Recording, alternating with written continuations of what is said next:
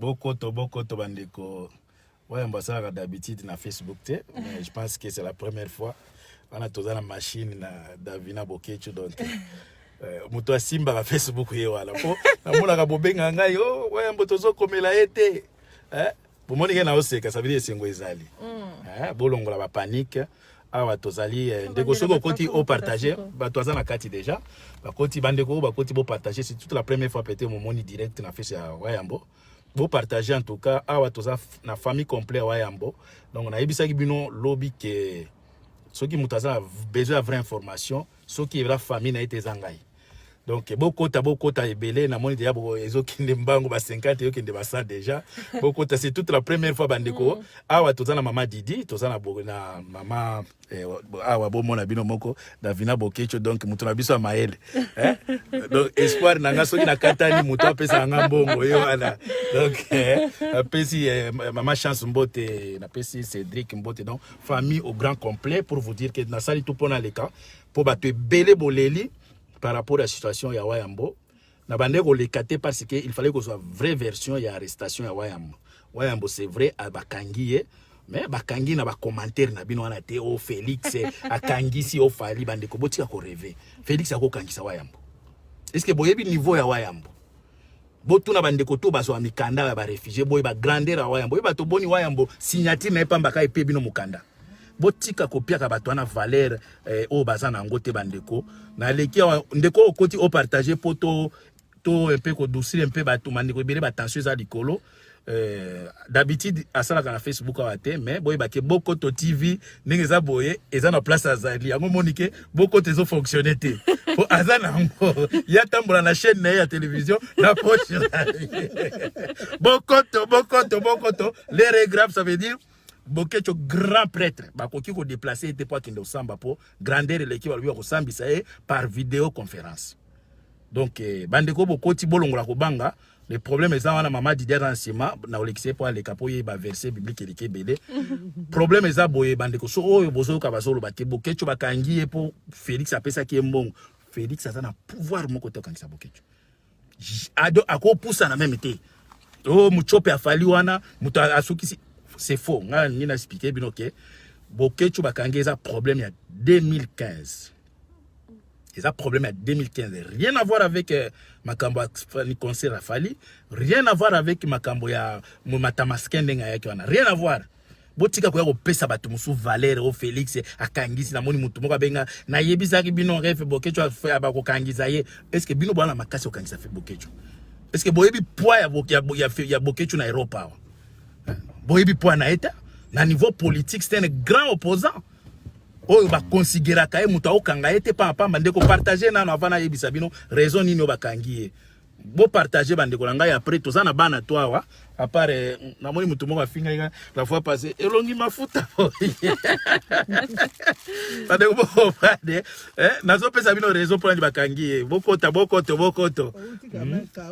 bo comprendre que tala ga chaleur bandi po bato alimité bato kakate vitamine ezate nga c'est normal na toka na liaka bien ba liaka bien bandeko boko to pona pesa bino raison bo comprendre pourquoi grand prêtre Bokecho Wayambo bakangi bino moko moni sali tolé sali donc c'est normal aza leader tango bisa bino ke aza leader bino moko moni Kishasa bato basali o ba refoulé nanya ko ki ko refoulé Bokecho bino ba revers bino ba taliba boza ba vrai revers bino moni ko refoulé Bokecho boka c'est lokolo ebisa balé no longo obimisa ina kati ya mayo tie na kati ya voiture nanya ko to na ko memaye bande ko boko to avana loba po ani bakangi il faut na mona peza bo mata soki olingi bo mata partager merci mingi na ba tonyo so ba Mwali Muleta na merci na remercie mingi parce que bato bile bando senga il faut loba na kokaki ko loba n'importe quoi te lobi na yebisaki bino ke bande ko batoto bozomoni bazolekala ba media koloba ezaka baosa ba base mutu moko azana vraie information ya makambo ya Bokecho azate oyo ngana lingina yebisa bino c'est ça vraie version ya arrestation ya Bokecho amon tozana pona osala ba base bino okanisi ndenge Bokecho place batie wana okanisi biso tozana esengo bande ko bota la téléphone eza ko sonner pamba botia na on tia mode avion pour vous dire que Bokecho a n'importe qui téléphone nga o chauffer na ko chauffer bandeko Bokecho ndenge bozino boza kolobela wana ki bakangi o Félix asali po ba pesa mbongo. Est-ce que Félix ye aza na pouvoir ya kokangisa Bokecho?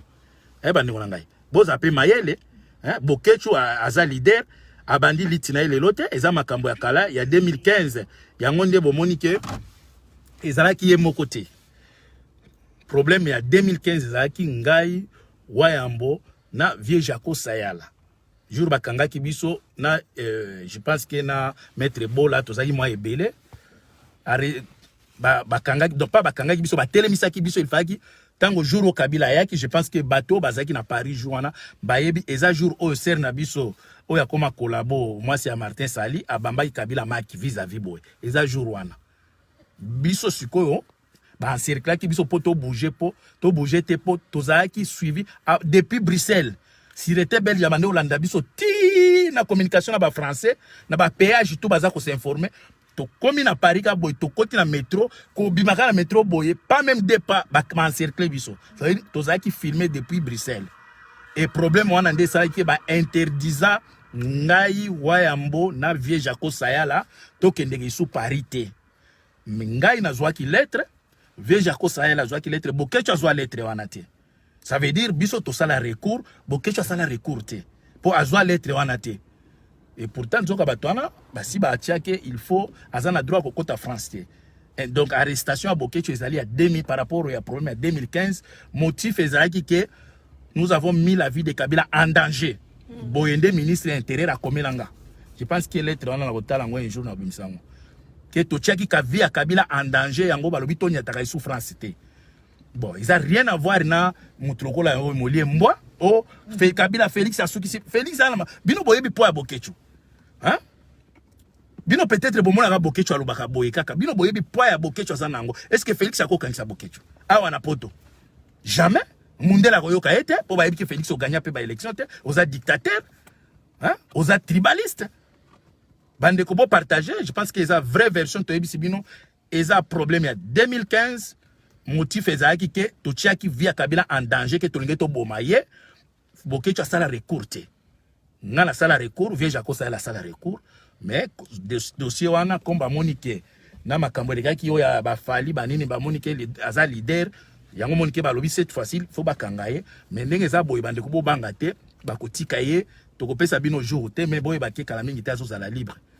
Ye moko kuna na kati azana ena esengo aza bien bomoni ke famille to ezo seka zwana mama Didi aloba mwa moke mama Didi pesa batombote po oyibisa bango peuple zairwa na pesi bino mbote na komba Jésus Christ Nazareth to banga te mobundeli na bino azali malamu tozozela ndenge papa komanda eso alobi tozalaka na prière akobima mobundeli na bino azali tozalaka na prière makasi akobima na pesi bino nyonso mbote na bolingo bolakisi pona ndeko na bino Wayambo tozalaka na prière. Merci beaucoup.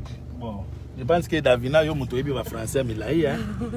Ba bebela no bato français po bana miki ba oloba Davina français leki ebele lo ba bato français po ba comprendre po bana na biso olobaka vous parlez que à Lingala nous avons besoin d'informations lo ba ngona français po ba yoka. Ben comme mon tonton a dit, ne vous inquiétez pas, papa va très très bien, il va vraiment très très bien.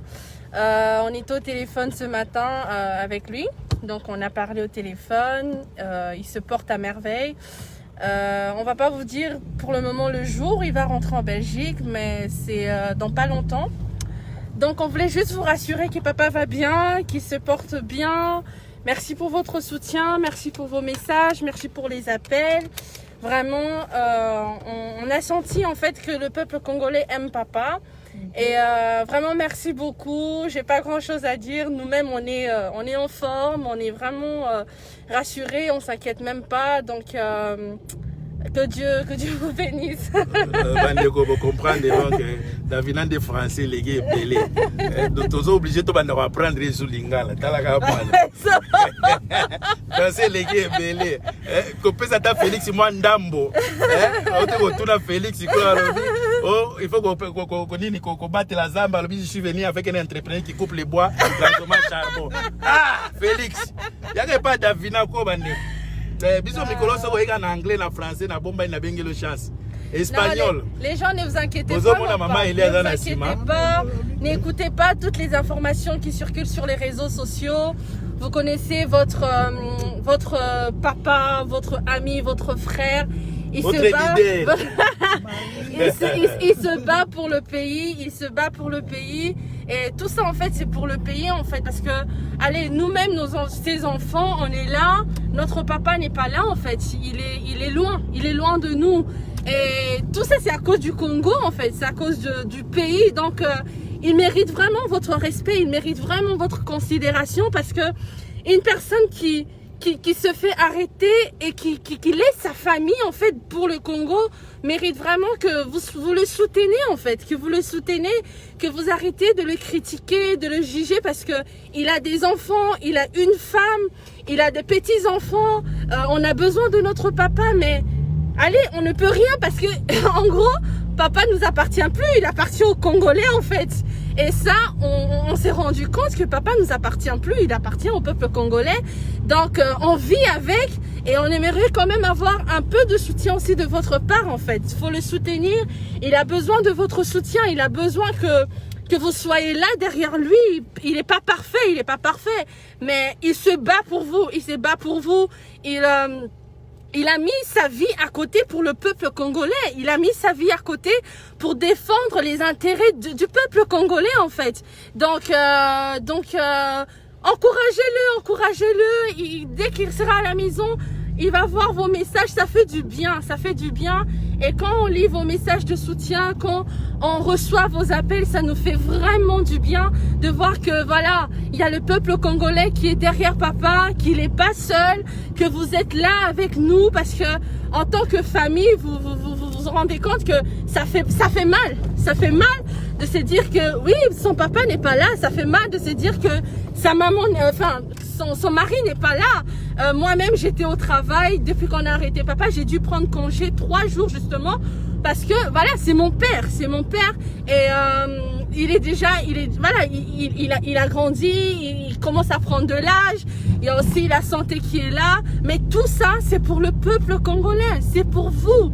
C'est pour le peuple congolais. Nous avons besoin de votre soutien. En ce moment, nous avons besoin de votre soutien. On le dit pas, on le crie pas, mais nous-mêmes, on s'est rendu compte que papa nous appartient plus. Il appartient au peuple congolais. Quel enfant, quelle femme aimerait voir son mari ou son papa emprisonné pour le Congo? Qui va supporter cela? On a besoin de notre papa. On l'aime beaucoup. Ça, il nous manque. Il y a mon petit frère qui se réveille, qui dit papa est où? Papa est où? Donc on doit le rassurer. Il y a ma petite soeur où on doit aussi les rassurer. Donc on a besoin de votre soutien. Il faut même pas suivre des informations qui circulent sur les réseaux sociaux. Les gens juste veulent faire le buzz au nom de papa. Les gens veulent faire le buzz au nom de Bokechu. Mais il va très très bien. Il va très bien. Il se porte à merveille. Vraiment, merci beaucoup pour votre soutien. Merci pour votre amour.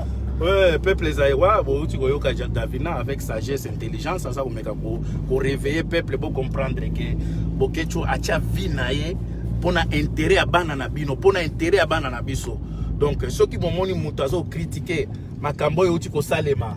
Ndenge bakangi Bokechu moniki aza kwa puya ngo seba ke aza ennemi ya peuple wana parce que lelo soki Bokechu aza arrêté pour ateka drogue te ayibaka te mais eza pona makambo intérêt ya mabele. Ils ont intérêt à mboka. Mais peuple zaïrois boza distrait yango zo bisa peuple ya ndenge nini peuple bozwa conscience awa tozana no vivant tozana makasi bozwa destin ya Congo na maboko bandeko bozwa destin ya Congo na maboko bo profiter na occasion biso na énergie tozana ngo lelo Bokechu azate boye bisanga soki ngape na zate nanya ko motiver bino nanya ko lamusa bino hein. Donc, bon profiter dans nos vivants, bon joie destin à Congo à même, bon tala comment les autres humiliés par Kagame. Hein? Je pense que ceux qui Bokechu azala qui a répliqué qu'on finit à Kagame, mabe, tala Kagame a fini nation mobimba.